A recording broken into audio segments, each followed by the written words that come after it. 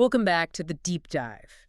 We are doing something a little different today. Yeah, a bit of a departure for us. A huge departure. I mean, usually we're parsing through these dense academic journals or, looking at tech specs. Right, heavy stuff. But today, our source material, on the surface, it looks entirely deceptive. It really does. We're looking at a narrative text, specifically excerpts from King Kapoof and the Secrets of the Shimmering Wildlands. And it does look deceptive. You glance at the cover, you see cartoons. But if you actually read the text, which is what we're here to do, it is, and I'm not kidding, one of the best primers on epistemology and the scientific method I have seen in a long time. Epistemology. Wow. Okay, we are dropping the big words early today. We have to. Because the story is asking this massive philosophical question. Which is? How do you know something is real if you can't see it? Yeah. It's the science of the unseen. And honestly, it handles it better than some university textbooks I've read. Okay, so let's set the scene, because the setting itself feels like a variable in this whole experiment. It is. The story takes place in the wacky wobble wildlands, and the text is very specific about the physics of this place. Trees don't sway, they bounce. Right. And the boomerangs, this is my favorite detail, the text says they fly in polite circles. White circles. Yeah, they tap you on the shoulder and apologize before coming back. Which is, I mean, it's charming, sure. But from an analytical perspective, that sets up a really difficult baseline. How so? Well, if you're trying to conduct an investigation, you need a control. You need normal. Mm-hmm. In a world where trees bounce and your boomerang is polite, the background noise is incredibly high. Finding a specific anomaly in that chaos, that is genuinely hard work. That is a great point. If everything is weird, how do you spot the important weirdness? Exactly. And the important weirdness here is a central mystery. King Kapoof, the invisible kangaroo king. And the premise is a classic. You've got an authority figure that no one has ever seen. No one. The text lists the witnesses, or, well, the lack of witnesses. The kookaburras haven't seen him. The wallabies haven't seen him. Not a soul. Even the royal spoonbill, whose literal job is ironing the royal underpants, has never seen the king. Right. Which, I have to say, raises some pretty significant logistical questions. Like, how do you iron invisible fabric? Do you just sort of wave the iron around and hope for the best? It implies a high risk of workplace injury, for sure. But this is what sets up the conflict. The whole community believes in the king. But they're operating entirely on indirect evidence. Totally. They're just relying on attribution. Right, so they see a consequence and just assume a cause. Socks go missing. Sandwiches disappear. Entire swing sets vanish, apparently. And that's the physical evidence. Then you've got the auditory evidence, this booming voice shouting, bounce back order, royal happiness must be restored. Which, to be fair, is a terrifying thing to hear coming from thin air. It is. But the community, they just accept the correlation. Loud voice plus missing socks equals king. And they're fine with that. They're comfortable with that. But then we meet Kip. Our protagonist, Kip. He's a young Joey, and he's our stand-in for the skeptic. He is. And I love that the text doesn't paint him as, like, a grump or a villain. He's just unconvinced. It represents the null hypothesis. Okay, you gotta walk us through that. So in science, the null hypothesis is it's the default position. It's the idea that there's no relationship between two things you're measuring. Okay. Basically, until you prove otherwise, the simplest explanation is the right one. And Kip's simple explanation. He looks at the booming voice and the missing stuff, and he says, I don't think it's a magic invisible king. I think it's just old Granny Ruth snoring really loud in a cave. Which is such a grounded theory, and honestly, it's a better theory. It absolutely is. Occam's razor, Yeah. right. The simplest answer is usually correct. A snoring grandmother is biologically possible. An invisible monarch is a bit of a stretch. Exactly. Kip is applying critical thinking. He's refusing to accept the argument from authority just because everyone else does. He wants proof. Empirical proof. Yes. And this is where the story shifts from just being cute to being about process. Kip doesn't just sit there and, complain that the king is fake. He actually does something about He it. formulates a plan. He does. And that is the difference between a cynic and a scientist. A cynic doubts and stops. A scientist doubts and investigates. So he puts together a toolkit. He does. And I want to spend a moment on this list because while it sounds whimsical, it's actually a perfectly valid field kit for, behavioral ecology. Okay, let's run down the inventory. Item number 1, jelly bean binoculars. So, optics. He's extending the range of his observation. He knows his own eyes aren't enough to see the anomaly, so he enhances his senses. Makes sense. Item number 2, A trail of glowing eucalyptus cookies. That's bait. In field research, we'd call that a stimulus. He's changing the environment to trigger a reaction from his subject. He figures if the king is a kangaroo, he's got to eat. Right, so he places a resource to see if it gets consumed. Item number 3. A recorder playing royal trumpet noises. Acoustic luring. He's trying to communicate on the subject's frequency, simulating a social call to see if he gets a response. So you have visual enhancement, baiting, and acoustic playback. Kip isn't playing around. He's running a multimodal study. He's basically Jane Goodall, but with more sugar. Much. So he sets off. He goes through the bubble brush forest and heads for the trampoline cliffs of Bouncy Ridge. Which, again, just emphasizes how treacherous the terrain is. I mean, if you're tracking something invisible, doing it on a surface that actively bounces you away is a nightmare. I would pay good money to visit trampoline cliffs, though. Danger aside, it sounds incredible. Well, for sure. But the investigation, it doesn't give him immediate results. He doesn't just walk out and bump into the king. No, and that's realistic. Fieldwork is mostly walking and waiting, but then he hits the turning point. The anomaly. The anomaly. The text describes it as a moment where the laws of physics just sort of break down for him. He goes BOIing and trips over nothing. Well, he thinks it's nothing. But when he looks down, he sees a floating teacup. And pause on that image. A floating teacup. Yeah. This is the moment the null hypothesis just collapses. Right. A snoring grandmother cannot explain a levitating piece of ceramics. Unless Granny Roo has powers we don't know about. Highly unlikely. So Kip has to update his model. He's not just looking for a noise anymore. He's looking for a physical interaction. And then the text adds that detail. The teacup giggles. Chasing a floating giggle. I love that phrase from the book. It's such a poetic way to describe tracking a signal source. It is. He's triangulating sound and vision now.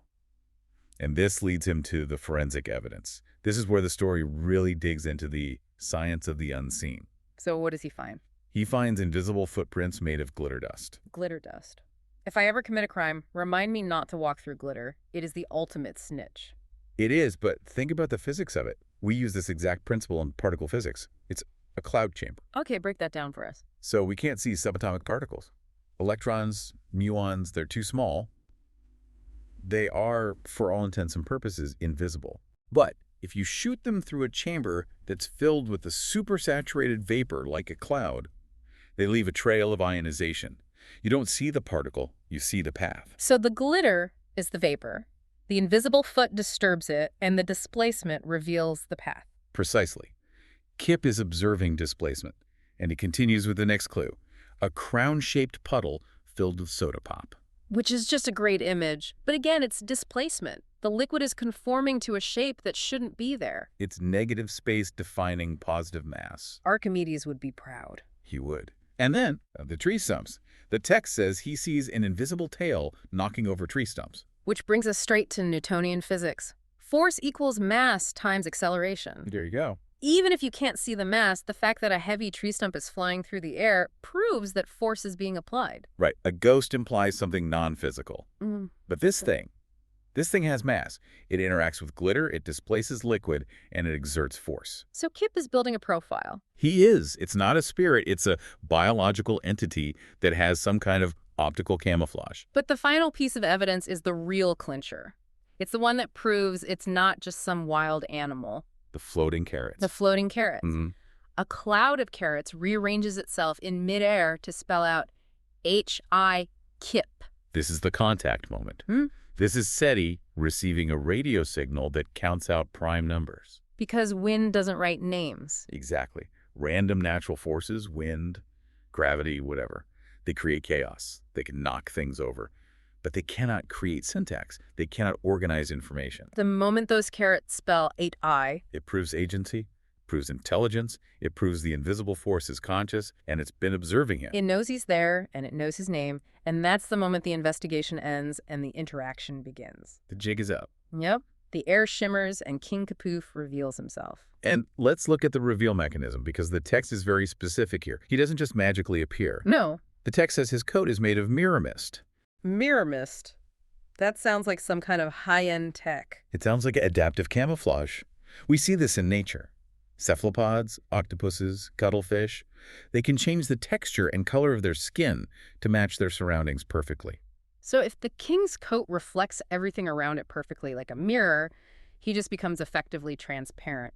It suggests a manipulation of light, not a violation of reality. He's bending light around him or reflecting it back so perfectly that your eye just slides right off. It grounds the fantasy in biology and optics. So, mystery solved. The king is real. He's a big kangaroo with a golden crown and a mirror coat. But for me, the most interesting part of this wasn't the how so much as the why. Right. Why hide? Yeah, he's the king. He should be on a parade float or something. But he explains it, doesn't he? He says, being invisible helps me observe and protect the wildlands. Observe and protect. It's benevolent surveillance. Think about the Hawthorne effect. Oh, that's the study where people change their behavior just because they know they're being watched, right? Exactly. If the king is standing there with his crown on, everyone is on their best behavior. The boomerangs are extra polite. Right. But if he's invisible, he sees the wildlands as they truly are. He sees who's really stealing the socks. He sees who is helping their neighbor. He gets unbiased data. He also admits he's been watching Kip the whole time. He says, I've been watching you, Kip. You're brave, curious, and a little snack hungry. Which is fair. The kid did eat half the bait. Hey, field work makes you hungry. But I love that he validates Kip. In so many stories, the skeptic is the bad guy, The skeptic gets punished for not believing. But here, Kip is rewarded. That is such a crucial narrative choice. Kapoof doesn't say, how dare you doubt me? He says, I like that you're curious. Yeah. And when Kip asks to be his royal scout, Kapoof sets a condition. It's the best line in the whole text for me. Only if you promise to never stop asking questions, even the invisible ones. Even the invisible one. I want to dig into that. What exactly is an invisible question? I think it refers to questioning the things that are so fundamental, so omnipresent, that we forget they're even there. Okay. It's easy to question a floating teacup because it stands out.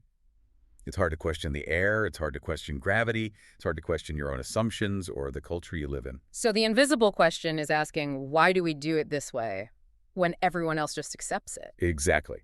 Kapoof is telling Kip that his value lies in his refusal to accept the status quo. He's hiring him because he's a skeptic, not in spite of it. So Kip gets the gig. He becomes the junior royal reporter. Which, I have to say, is a top-tier pun. It's solid work, and the king returns to the shadows, just occasionally leaving cinnamon-scented notes in backpacks. Right. But let's zoom out. We've walked through the story, but our mission here is to see what we can actually use from this. The source material lists educational takeaways, and I want to stress test them. Let's do it. The text explicitly compares King Kapoof to things like air, sound, and gravity. And it's a valid analogy. In science, we almost never observe the thing itself directly. Yeah. We observe its effects. Take gravity. You cannot see gravity. You can't put it in a jar. You only see the ball fall. You see the effect of the force on mass. Yeah. Or look at astronomy. We talk about dark matter constantly. It makes up most of the universe. We have never, ever seen a particle of dark matter. So how do we know it's there? Because of the glitter footprints. We look at galaxies and they're spinning way too fast. Based on the visible matter, all the stars we can see, the galaxies should just fly apart. But they don't. They don't. Something invisible is holding them together. We infer the mass from the movement. We are all basically kept staring at a spinning galaxy and saying, something invisible is pulling on that. That is a wild connection. So this children's story is actually a primer for understanding astrophysics. The primer for scientific literacy, period. It teaches that real does not equal visible. If you limit your understanding of the world to only what you can see with your naked eye, you are missing, like, 99% of reality. The text also throws in that biology fact about the tail. It does, the invisible tail knocking over the stump. It's a great reminder that a kangaroo's tail isn't just some fluffy appendage. It's pure muscle. It acts as a third leg, provides propulsion. By making the tail invisible, the story forces you to focus on the power of its impact. But I think the strongest takeaway, and the one that felt most relevant to me, was the philosophical one. Just because you can't see something doesn't mean it's not important. And that bridges the gap between the hard sciences and, well, the humanities. Because that applies to everything. Emotions, trust, anxiety. You can't put loyalty in a test tube. No, but you can see the results of it. You see a team that works together perfectly in a crisis. That is the glitter footprint of trust. Or the opposite. Or, conversely, you see a society that's crumbling where nothing gets done. That's the toppled tree stump of corruption. The invisible forces shape the physical world. Absolutely. If you ignore the invisible forces like morale or culture or values, you will never understand why the visible world looks the way it does. Which leads us to the interactive element the source material proposes at the end. It kind of pivots the camera. It stops asking, how do you find the king? And starts asking, what if you were the king? It's a great thought experiment. It asks, what kind of invisible ruler would you be? And it challenges you to define your powers and create a royal rule. This is where we shift from science into ethics. Plato asked this same question, the ring of Gyges. If a man could become invisible, would he still be just? Or would he behave badly because he knows he won't get caught? Exactly. I joked earlier that I'd probably just sneak into movie theaters. Which is a minor abuse of power, but it's still an abuse. Yeah, it is. Kapoof sets a different standard. He uses invisibility to protect, not to take. But let's look at that royal rule prompt. If you're invisible and you make a rule, how do you enforce it? You can't stand there and wag your finger at people. That's the real puzzle. If the authority is unseen, the enforcement have to be systemic. Like gravity. You don't get a ticket for jumping off a cliff. You just fall. The consequence is immediate and built in. Exactly. So if you're designing an invisible kingdom, your laws need to be self-evident. Or they have to rely on the invisible force that's already inside the subjects. Conscience. The voice in your head that says, don't take that extra cookie, even when you know the king isn't watching. So, in a way, the Wacky Wobble Wildlands is a model of a high-trust society. The boomerangs are polite not because they're forced to be, but because that's just the culture. A culture monitored by a benign, invisible guardian. It's a social contract. It's just wild how much is packed into this. We started with bouncing trees and ended up at social contract theory, dark matter, and the nature of conscience. That's the hallmark of a good story. It gives you a simple handle to grasp a heavy idea. So if we look at Kip's journey, he kind of bridges that gap. He starts as the outsider, the downer. He uses tools to find the truth, and he ends up as the translator. He's the junior royal reporter. And importantly, he keeps his tools. He doesn't throw away the binoculars just because he found the king. He keeps asking questions. So here is our challenge to you, the listener. We want you to channel your inner Kip this week. Look at your own life. Identify the invisible forces at play. Maybe it's a habit you didn't realize you had. Maybe it's a belief system that drives your decisions. Maybe it's just the vibes in your office. How do you know it's real? What's the evidence? Look for the floating teacups. Look for the anomalies. If you feel stress every single time you walk into a certain room, that's data. That's a floating giggle. Follow it. Track it back to the source. And play along with the prompt. If you were the invisible ruler of your own life, what's your #1 rule? And how would anyone know if it was broken without seeing you?